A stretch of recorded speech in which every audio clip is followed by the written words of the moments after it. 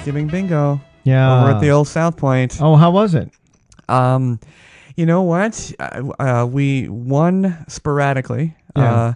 Not a big wins, but it was hardly anybody was there. I mean, I could count maybe 50 or less each session we went, and we went to, oh Lord, six sessions over a couple of days.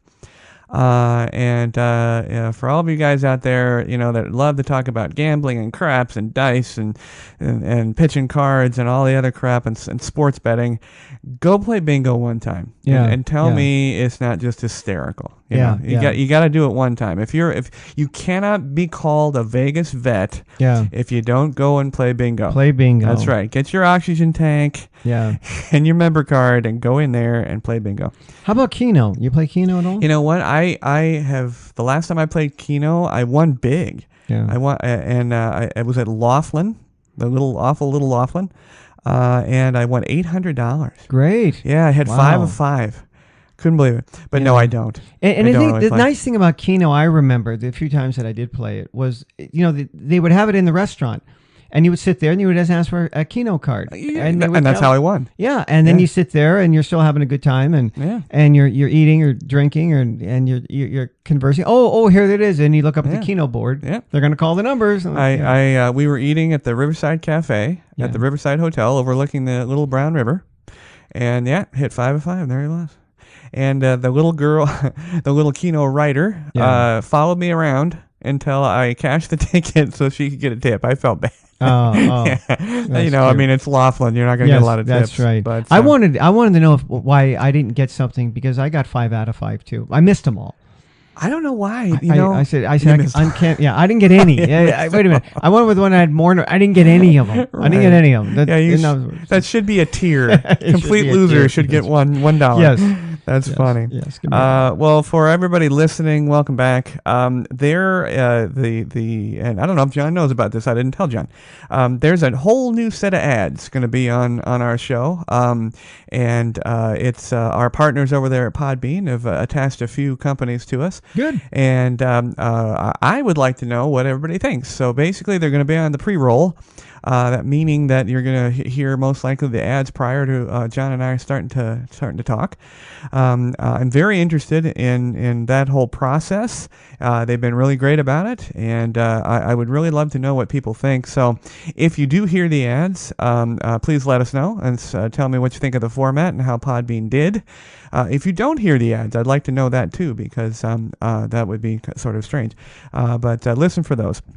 But John, when my family was here, I went to the Mob Museum. You've not been. Wanted to go. Yeah, I haven't. Okay. Is it crowded, or is it? What was the experience? It was comfortably attended. It can get crowded. Yeah. Fast forwarding a little bit, they actually are an event house too. They can have events there, birthday parties and corporate events, and which they do a lot. It's a 3-story building. It is a former courthouse, the former courthouse. That's right. I've seen it from the outside. Yep. But right off the bat, I have made mention of my. I've been unimpressed with downtown. I've been unimpressed with all the efforts to improve it. Yeah. The Mob Museum is a diamond in the rough. It is great. Fantastic. Good.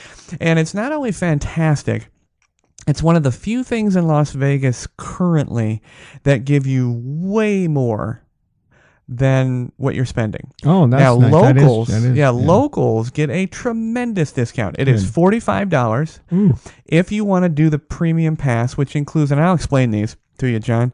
If you want to do the use of force presentation, as well as the CSI presentation, and then the rest of the building, and underneath, which is actually a 4th floor in the basement, is the bar and eatery called the Distillery. Oh, it's like a speakeasy? Exactly. Yeah. Very cool. A little pricey, but still very cool.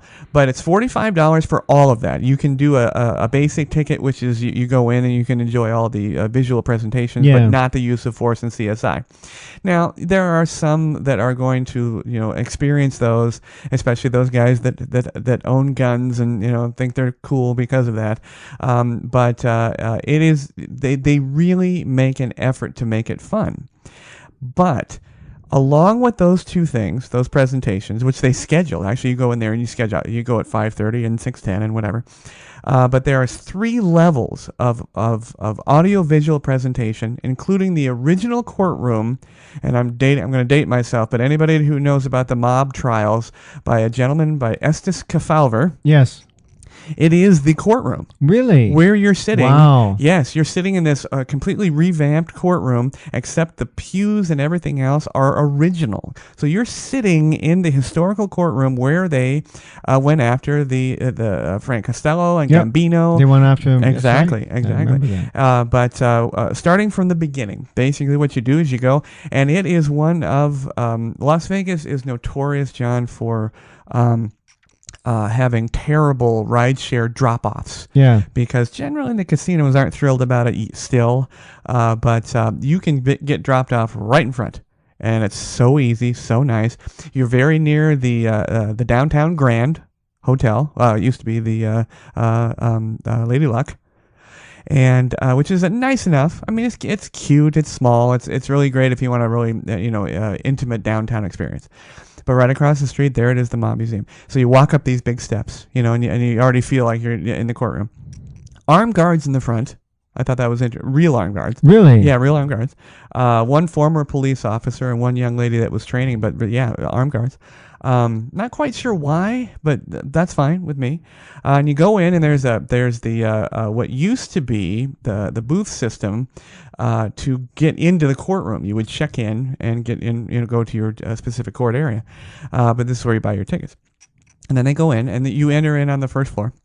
And then the very first thing you do is you go into these, and every floor has these just amazing, technologically advanced historical presentations.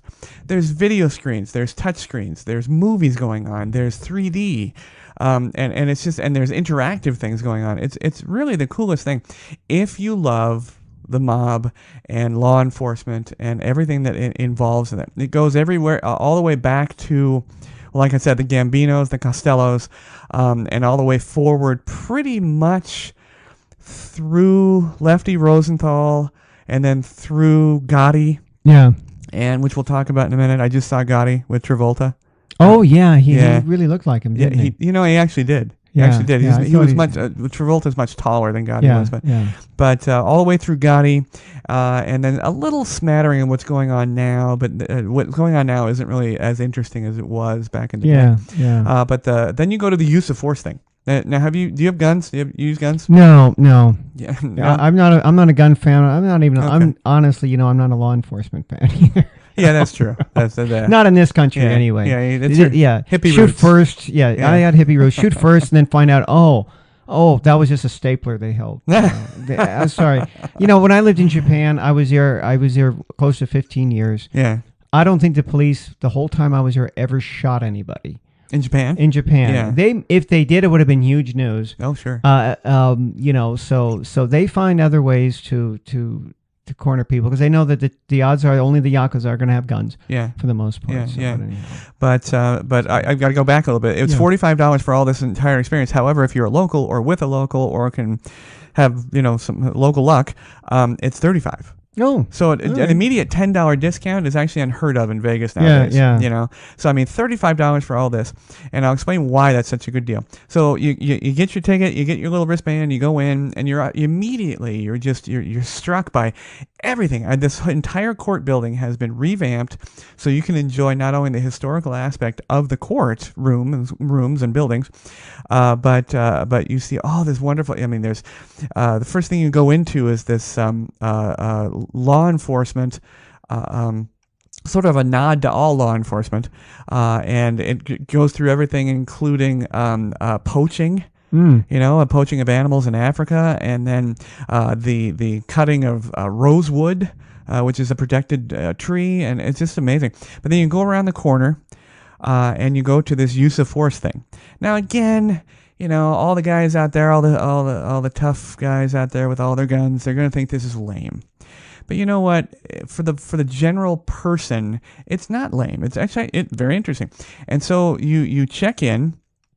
And the entire thing is basically an instruction on two situations that you go through, actually three, where police go through interactions with potential criminals and definite criminals.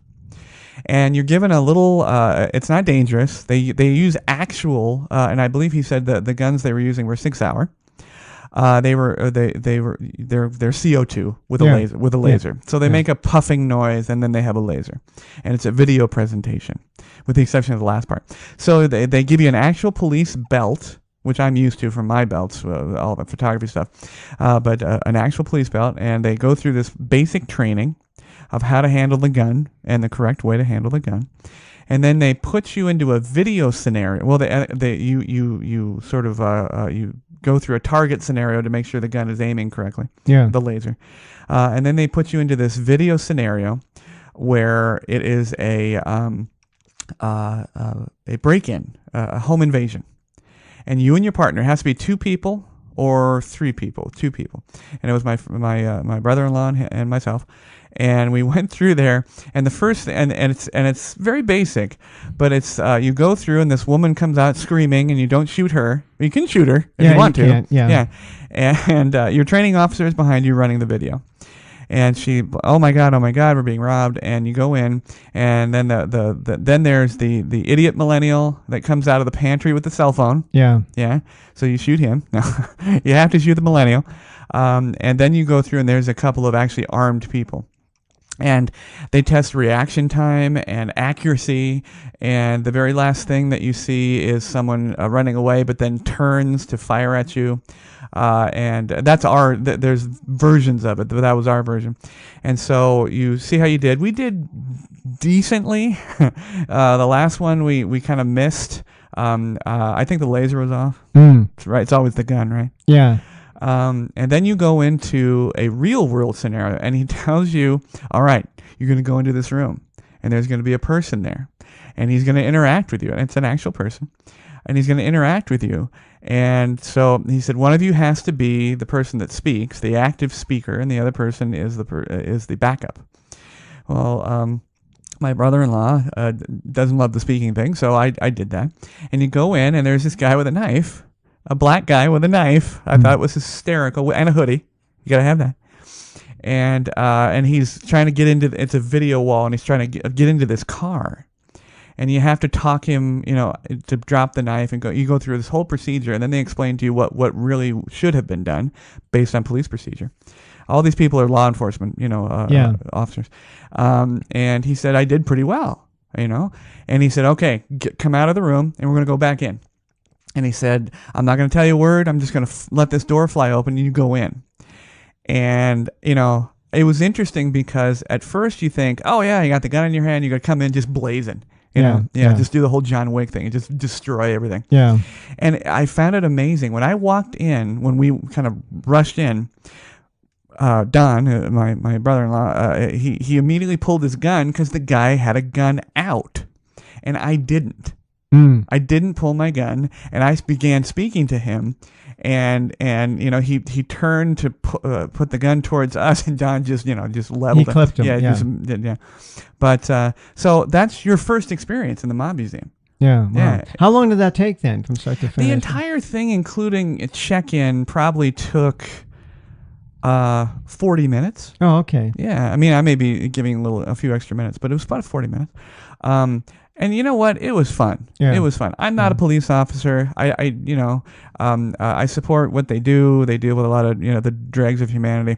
But it was very interesting. And you know what? It was just unexpected. I'm like, wow, great! I get to shoot a gun, and I get to talk to a black guy, and it was hysterical that he was a black guy. Now and then our other family members went in, and they just shot everything.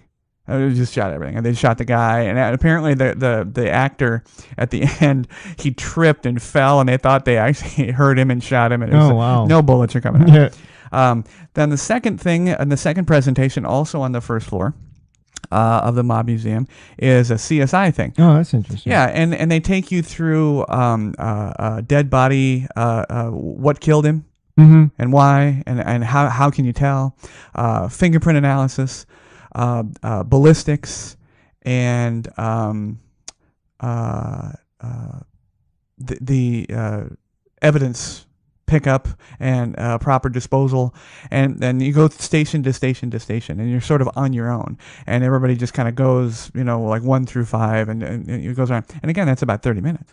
But very cool, very interesting, and all very well done. I mean, it's not just, just little carnival crap. It's very well done. Basic, they can't go into much, but I mean, you're looking at a video presentation of a dead body, and they're explaining the maggots and the hurt shoulder and the blue contusions and so on and so forth. Very cool. Yeah, I mentioned when I lived in Japan that I taught an old guy. I used to go to his house every Tuesday, and he was what would be the equivalent of the county coroner. They have prefectures in Japan, so he was a prefectural coroner. And a couple of times, the police had come while we were talking and take him away because they had found a dead body or something, and he'd have to look them up because, yep, they're dead, all right, and come back. Or, I saw him once a week. He would tell me, yeah, I saw these, 3 bodies or whatever this week, and right. They used to call the police term for the body they find in the river, they would call maguro, which is tuna, right? Basically, right. Yeah. Right. But I remember I asked, I said, well, he said, yeah, they found a guy, he died, he lived by himself and probably had a heart attack, whatever. He'd been dead about 12 hours. I said, how can you tell? He said, well, I plucked a maggot out of his eye socket. And based on the size of the maggot, we know about how long it takes for the flies to come in and lay eggs. And that way they can determine how long ago the man's been dead. Wow. Yeah. Wow. Yeah, one thing I forgot to tell you, John, is that the Mob Museum is actually it's a euphemistic term. Yeah. It's actually the National Museum of Organized Crime and Law Enforcement. And it's an accredited museum, but we know it as the Mob Museum. It's kind of like the Boneyard. It's not really called the Boneyard. Yeah, it's a neon. That's what it should be called. Yes, exactly. Then once you're done with your presentations, you're on your own. You have 3 levels to go through, and it really just depends. I mean, there's a section on Kennedy Nixon. And old man Kennedy, old man Jack, being a rum runner and getting involved with the mob there, and there's a little tiny thing on like the Manson family and how that's considered almost like organized crime, and then there's then they really get into it. There's even a touchscreen video game presentation of sorts on You Being Made. As far as a made man, and what they go through to, and exactly how you sign your life away when you do that, but the most impressive thing I thought about it was when you entered into the second floor, you entered into this it was 3rd floor, I believe, this courtroom. It's not giant, but it's a big place, and you sit down, and it's a multi-screen. I think I counted 7 different screens. With the newest projection technology, all a complete lighting package, and you sit there and you watch this 15-minute presentation on the Estes Kefauver hearings. Yeah. And if you don't know what those are, Kefauver was sort of almost like an Elliot Ness. Yes, exactly. And he went after the mob successfully. Yeah. And took down many members of them, and he hurt the organizations greatly. But this was the actual courtroom. That's cool. Which they don't emphasize too much. They should, I think.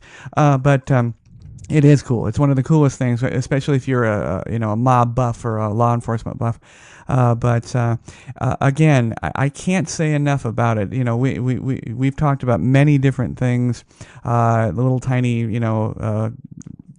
touristy things in Las Vegas, but the Mob Museum is wonderful. Now, what part of the mob do you kind of like? What have you liked to study? I think one of the issues that I have is that on the one hand it's romantic. You look at the mob.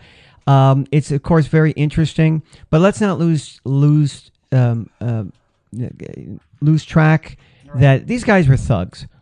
And I think that gets lost. I mean, sometimes I see places where we all like to read about monsters, human monsters especially, because there's a fascination, and that's fine. to be interested in, getting away from from organized crime for a minute, but like a John Wayne Gacy or Ted Bundy. We all know who these are. These now become almost mythic characters in our culture.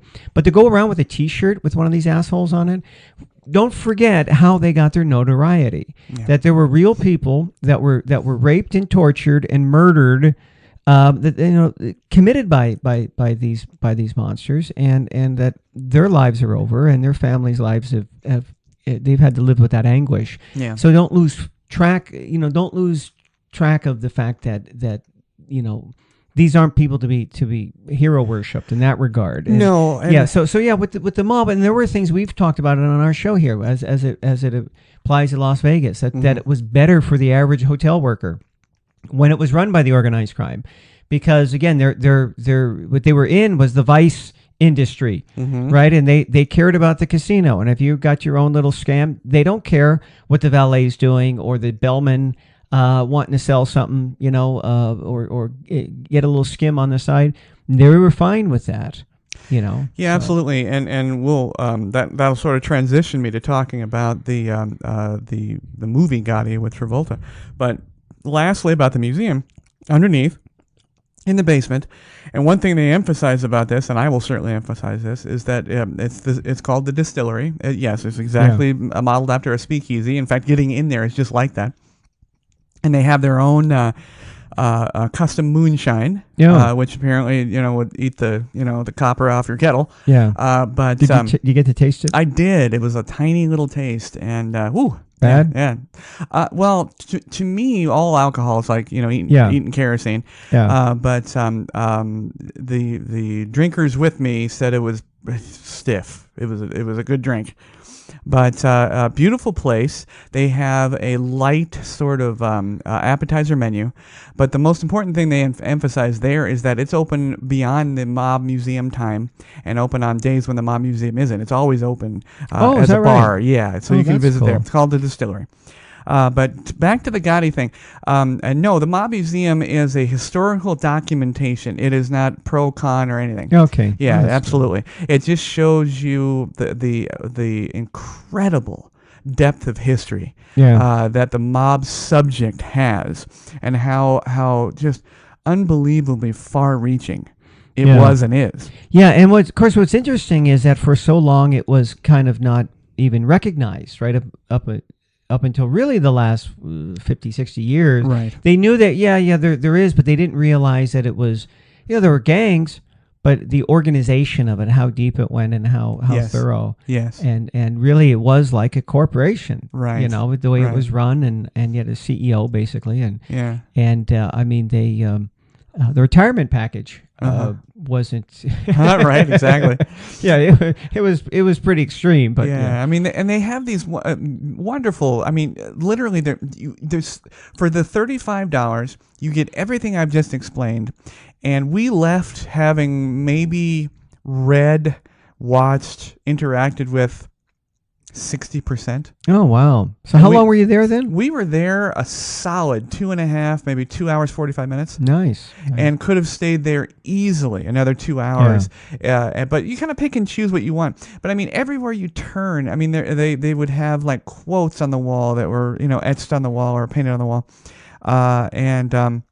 One was like Bugsy Siegel when he was talking to an attorney, and the attorney has said, "Oh God, I'm really nervous now. What's going on?" And he said, "No, don't worry. We just kill ourselves." Which is obviously not true. Yeah. And you turn another corner and there's a photo op, which is a lineup room where you can take your photo op, and it's a one-way glass, or two-way glass, one-way glass, two-way, and it's just it's a visual, sensory experience that I can't say enough about. We'll give you all the information on our blog, and I will also give you the information, the .com, so you guys can look it up. Also, Groupon. They do. Yeah, Groupon I've seen that thing. now and then. So what is the basic cost? I mean, you were mentioning that you go for the full board. It's $45 if you don't have if you're not a local. 45. But if you don't do the law enforcement and the use of force and the CSI, or do you have is there one like, I'll only do one or the other? Or right. Let me check. I believe it's $35 for the basic. But let me. You know what? The you can do everything online and. when you go online, there's an option to. The Premier Pass is $44.95. That's the one I just discussed. Yeah. The Deluxe Pass, which is with one special experience, that's Right. $38.95. All right. And General is $26.95. Oh, okay. $26.95. You just see all the exhibits. You just don't get the more than worth it. Yeah. More than worth it. But Cool. yeah, tell them you're a local. Tell them you're local. So included in this, so you've not seen Gotti. No, the movie I haven't. Yeah. No. Okay, I recently saw it a couple days ago. And I have to say that I wholeheartedly disagree with Joe Rogan. Mm-hmm. Joe Rogan was... What was the movie made? This year. Oh, was it just this year? 17, 18. Oh, okay. And Joe Rogan was not only was he had a negative response to the film, but he found Travolta to be quite comical, and he was sort of making fun of the whole experience on his podcast, which is fine. I mean, everybody has their opinion, but I must disagree. Was Travolta over the top as Gotti? Yeah, sure. Travolta's an over-the-top kind of guy anyway now. I think he's always been, but now he is. He played... Who did he play in that O.J. Simpson one? Didn't he play Kardashian? Oh, I knocked that out of my head. I'll get it in a second. Yeah. But yes, he certainly did, and he was great in that. Yeah. I mean, he's been an over-the-top guy since he was playing Vinnie Barbarino. In Welcome Back, Kotter. Yeah. But he did look like Gotti. He absolutely did. I was absolutely Travolta. You're standing there looking at him, but between the hair and the makeup, and they took basically Gotti was it was a retro scene movie. They went up and back and up and back all the way through his death in prison from cancer. But he did a fantastic job, I think, because Gotti himself was over the top. Yeah. He wasn't. He was the absolute definition of arrogant. Yeah. And rightly so. I think there's some arrogance you need to be when you're part of that world. Yeah. But you're absolutely right, though. Go ahead, please. No, I was going to say, like you would need the same. It's the same personality Robert trait. Shapiro. Shapiro. Yeah. Thank you. Sorry, I didn't mean to interrupt you. That's who he was. I know he's one of the two. I'm getting older. I need to get that stuff out of the head. There. Well, like I said, I know it was one of the attorneys. Yeah. It was one of the two. Yes, it was Shapiro who he played. Yeah. But I was saying that no, he has the same personality traits, the same arrogance. As you would need to be a CEO, and it's a company basically. Mm-hmm. So the same type of. You look at Donald Trump. I mean, you whether somebody likes him or not, you can't get away from it. Like the guy's arrogant. Yes, he's absolutely arrogant, and that's and boastful and belligerent and everything like that. And that seems to be kind of a common trait very often. And hair trigger. Yeah, hair trigger. And I think.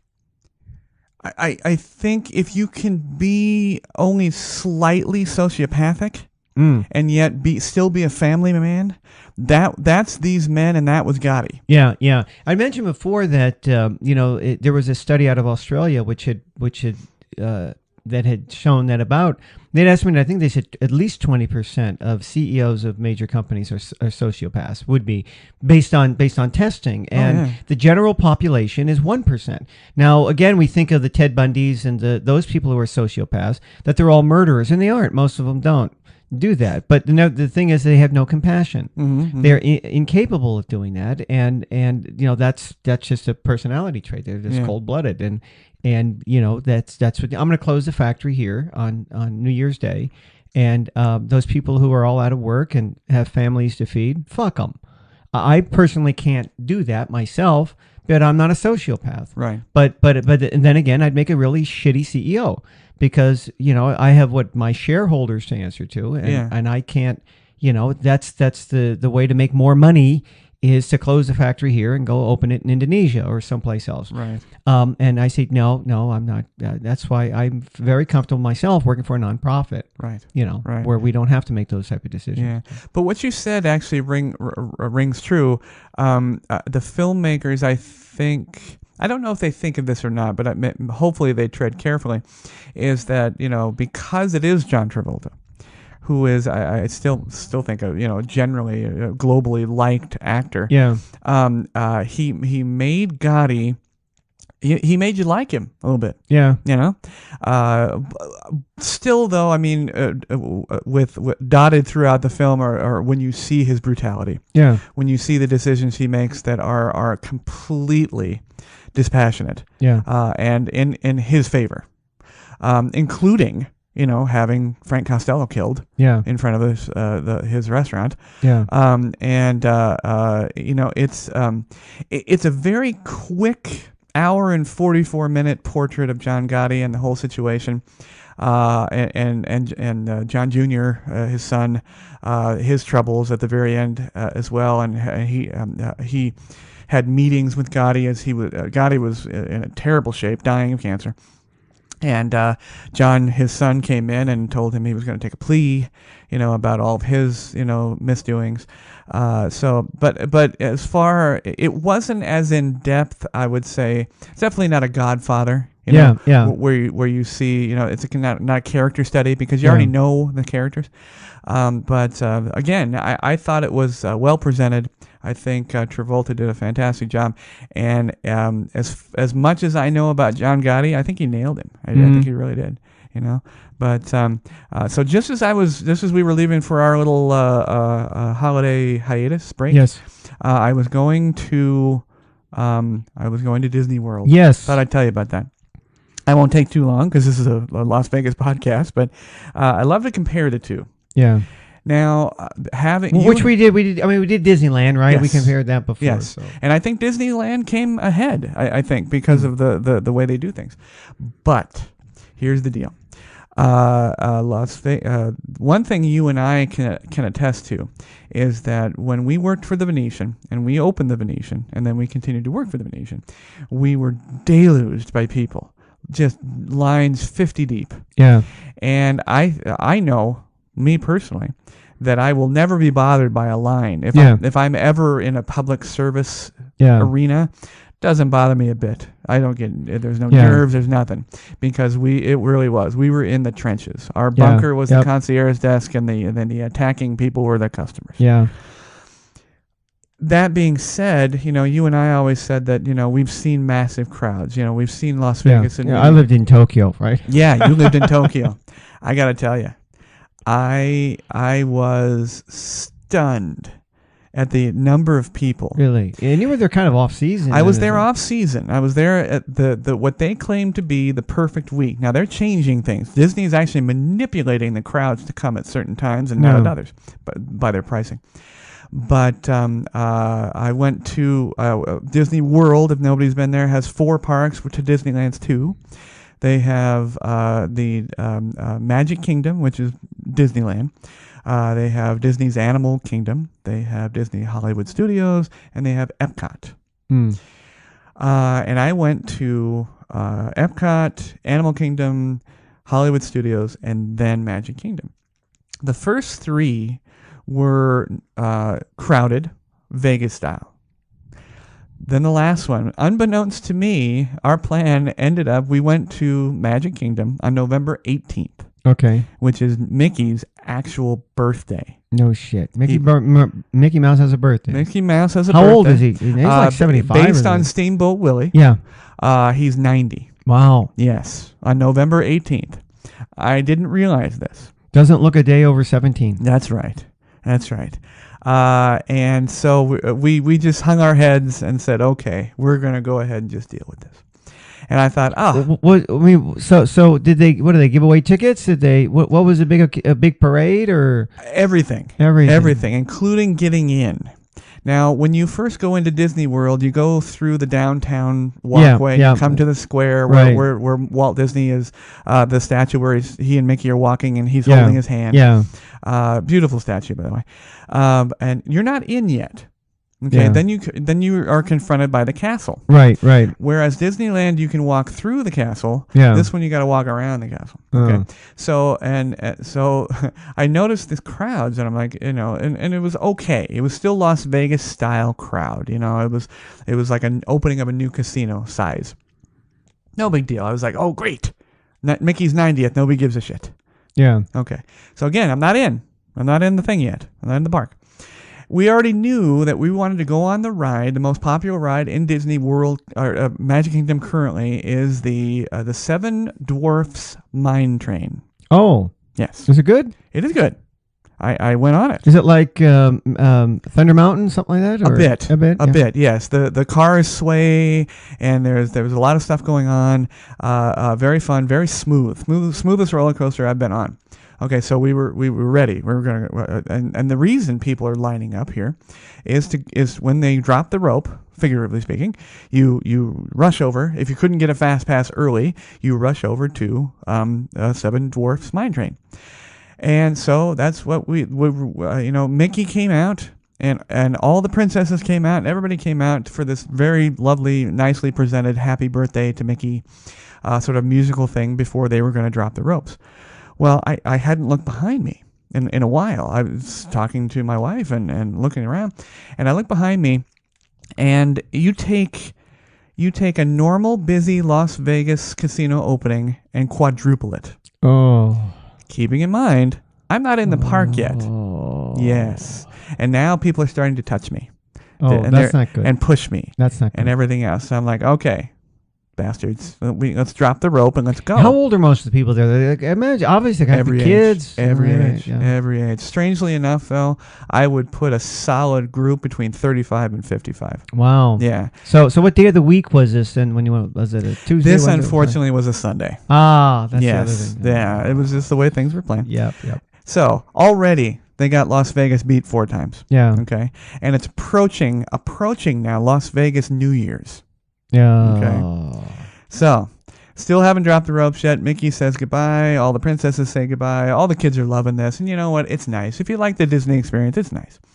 So they dropped the rope, and at the minute they dropped the rope, I realized that I had already, not even stepping foot in the park, I can look, and it went from 4 times to easily 10 times the original crowd that I was standing with. Oh. So we're already past New Year's in Las Vegas. Oh, God. And we're all heading towards the Seven Dwarfs Mine Train. Oh, shit. So But you had a fast pass for that, though, I didn't did you? not. Oh. Wasn't able to get it. I see. Yeah, I'm not going to bore people with what you go through to get a fast pass, but it's hard.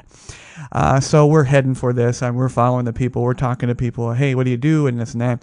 So we get in a pretty good spot in line, but a pretty good spot in line is 300 to 400 yards away from just the mouth of the ride. Oh, Okay. Christ, yeah. So. But it moves fast. Yeah. So here's all these people, and some of the crowd goes different directions. So here's all these people, and we're in the line, and we thought, all right, we'll deal with it. When we have our other fast passes, everything should be fine. So something feels wrong. Yeah. It's not right, and it's like, and I felt it before.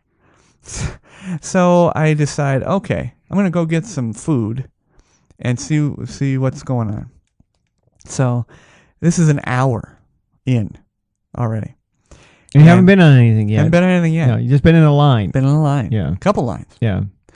And I look at the people, and they have that dejected look that you and I used to get when our computers were down. Yeah. Can't sell a ticket, can't book a restaurant, can't do anything Yeah. but show them where the bathroom is. Show them where the bathroom is and then get hollered at. There you go. Yeah. And there's these kids, and they hire all the kids, and then and of course they have the person with the clipboard, looking in the air because just praying nobody approaches him. So I've come to find out that on Mickey's birthday, on Mickey's 90th birthday, with a crowd surpassing the size of a Las Vegas New Year's crowd, the number one ride everybody's waiting for hasn't sent a car out yet. Uh-oh. How come? It's down. Oh, shit. So, make a long story hopefully a little bit shorter, 3.5 hours later that we found out, because we left right then, 3.5 hours later, they sent the first car out. Oh. An hour later, they sent the next car out because that didn't work. Oh, shit. So people were waiting in line 4 hours to get on this ride. Oh, it sounds like Tokyo Disneyland. Yeah. Yeah, it really does. I remember when I went to one of the first times, it took me an hour just to get to the ticket booth. Yeah. Just to get in the park. Yeah. Right? And then every ride it took at least an hour. Yeah. That was even for the shitty rides. The shitty rides were an hour, like those little go-karts or whatever they are, Right. little kiddie ride. Right. And then that saccharine, Small World Yes. Yeah, like, oh. I went on that. Yeah, Mhm. yeah. And that's another, that's an hour. But a good ride. I mean, like Yeah. Space Mountain or something. That was a 2-hour wait. Yeah. So you go there all day and you've been on like 3 or 4 rides. Yeah. Oh. We had a way better plan. I'm a big planner. Yes. So we nailed it. We just destroyed it. And we got on the mine train. Yeah. So we entered the park we were standing in that giant clot of people at 8 a.m. Yeah. Park opens at 9. We promptly got on the Seven Dwarfs mine train at 10:15 p.m. Oh. Yes. Was it still Las Vegas crowds at that age? At that point? Yes, but they were dispersed throughout, the thing. Yes, and they a lot of people hop. They go park to park. Yeah. Which I don't know how they do that with enough time. But at 10:15 p.m., the entire day later, still took us an hour and 15 minutes to get on. Oh. Yeah. So the reason I'm saying this is because whereas Disneyland, I think, and I loved it, loved every second of it. Yeah. Again, this is a Las Vegas podcast, so I'm not going to go through the whole thing. But Disney does an amazing job. Animal Kingdom was superb. It was all wonderful. And it is actually for adults now. Yeah. But the one real difference in terms of the crowds at Disney World are sober. Yes. And the ones in Las Vegas generally aren't. Yes. I mean, there's a limit. And, of course, the alcohol can make waiting around a little more bearable to a point. Actually, that's not true. No? Disney World was Walt Disney said absolutely no alcohol in Disneyland, which is always going to be the case. Yeah. Disney World's 4 parks, they have alcohol. Yeah, because he was already dead by here. then. Yes, exactly. And I'm sure they don't have, you're not going to find somebody falling over drunk. Right. But the one thing I have to say for all the Las Vegas visitors, consider yourself lucky, and because if you ever are complaining about a little bit of a wait time, here in Las Vegas, it can get worse. Yeah, it can always be worse. Yeah, it can always be worse. Yeah. So make a good plan when you come here. But honestly, I had a wonderful time. Great. It was a wonderful time. Disney has a certain way of doing things that I think Las Vegas can still learn from. Again, like you and I have talked about, it embraces its past. Yeah. And it embraces the nostalgia, and it does make you feel like a kid again. Yeah. And that's part of what they sell. Yeah. Absolutely. I mean, you've been on these rides before. There's a sense of, do I have to go back? Yeah. But you go back for that to relive that old feeling, and particularly as you get older, and you do hit the 40s, the 50s. In my case, getting into 60, and you realize, gee, I went there with my grandparent or my parents or whatever, and they're gone. They've died, but you can still kind of go back there and remember that, and even go with your kids, and your kids may not care. Oh yeah. This is where he was with somebody I never met, but nevertheless, now they're creating their own memory there. Sure. And they're having a good time. So I'm going to leave you with a Las Vegas topic. All right. Actually, I'm going to hopefully solicit a response here. Elicit a response. As I was driving down the freeway to one of my assignments, I looked over to my left, and there was the Raider Stadium. Getting bigger. Yeah. Lots of girders, lots of stuff going on. Yeah. Guys working.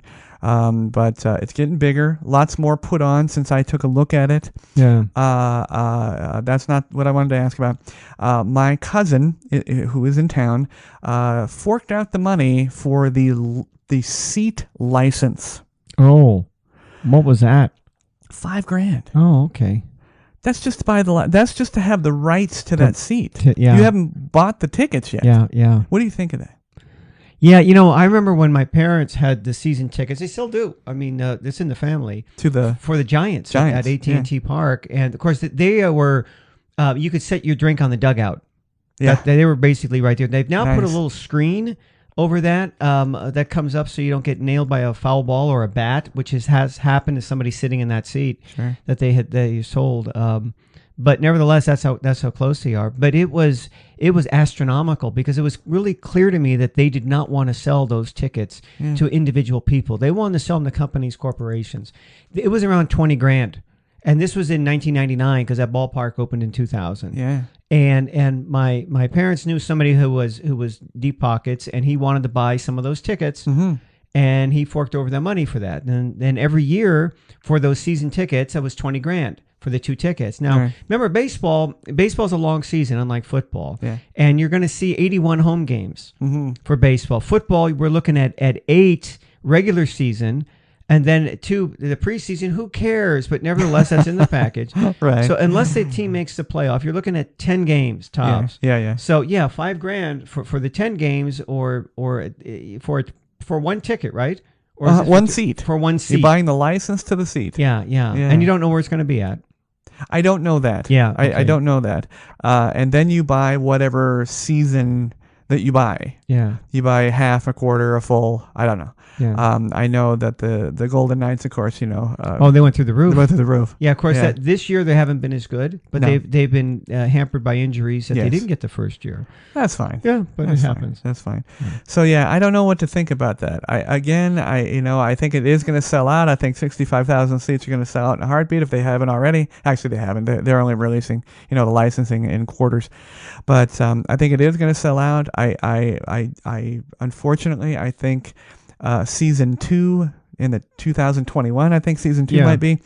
I think season 2 is going to be an eye opener. Yeah. It may be an eye opener to me, but I think it's going to be an eye opener to everybody else. I think I'm going to say they're going to drop 40%. I used to say 50. Yeah. But I think they'll drop 40% in ticket sales. Well, I think what has hurt is when they originally announced that they were going to come to Las Vegas, the Raiders were doing good. They were in the playoffs. Yeah, they were. And they were looking up because they had a young quarterback and everything. And oh, wow, this is going to be great.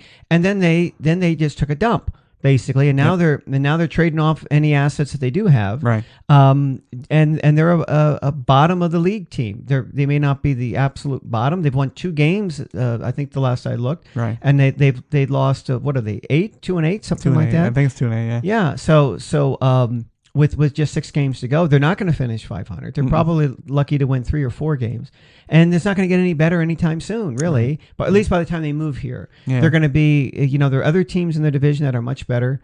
They're clearly the worst team, and they got 3 teams to climb over. Right. So it's going to be a while.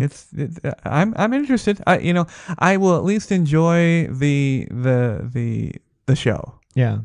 I'll see. But you're a Raiders fan. You always have I have been. always been a Raiders fan. Raiders fan for life.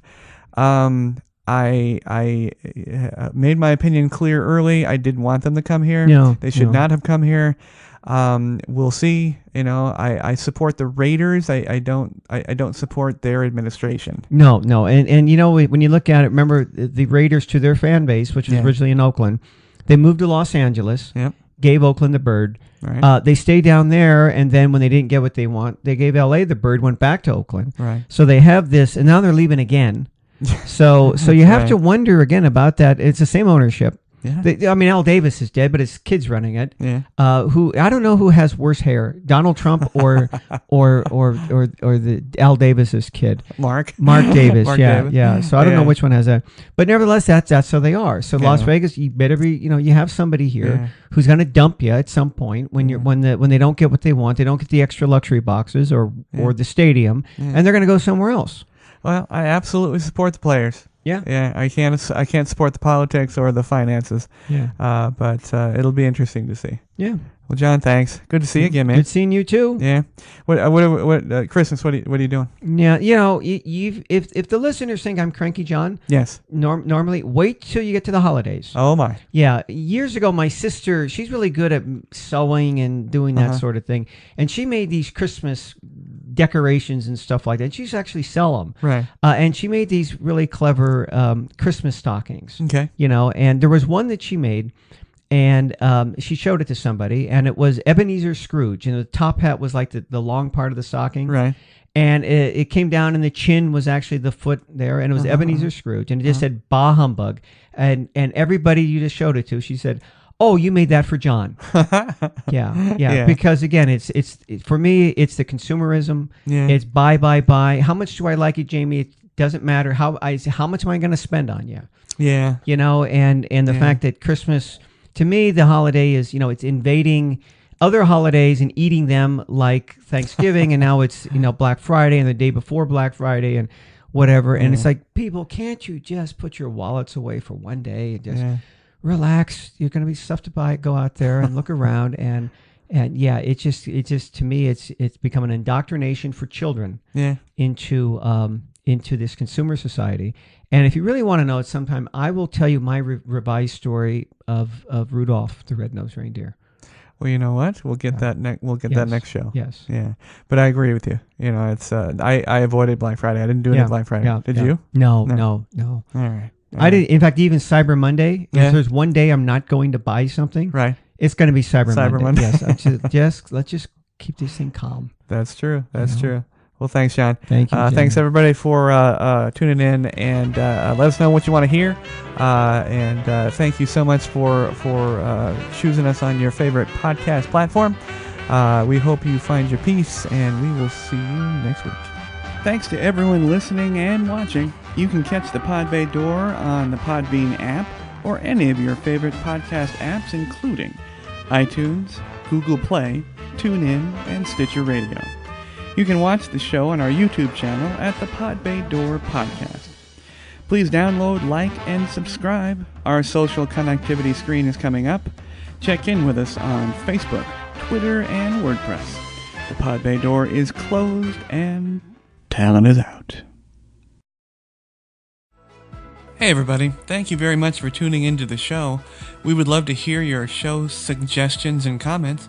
If you're watching on our YouTube channel, please click to subscribe.